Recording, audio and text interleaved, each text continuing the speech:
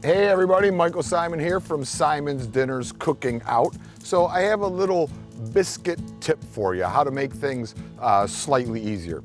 As I've talked about in the past, my mother-in-law is from the South, so I really messed up biscuits in the early years, but I've learned some tricks since then, and Liz has even taught me some fun ones too. When you're adding the butter to the biscuit, that is where things really make or break you. So one of the tricks is you freeze your butter and you grate it, and that keeps the butter in those small little pearls, which gives you that puffy, flaky, light biscuit that we all love. You could also cut that cold butter in. One of the things that they've always said you don't want to do is melt that butter completely in, because then you don't get that light, fluffy, flaky biscuit.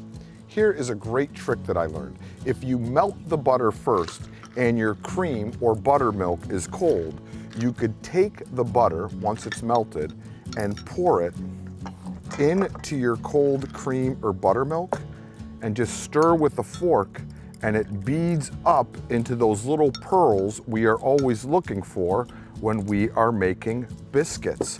So it just, for a non-southerner non-biscuit maker like me, this just makes everything a touch easier. Now you take your butter cream mixture, you mix it in with your flour till it comes together, and bam, you got yourself biscuit batter. Just as easy as that, with all those little buttery pearls in there, which is gonna make your biscuit light, flaky, and fluffy. Try to say that 3 times fast.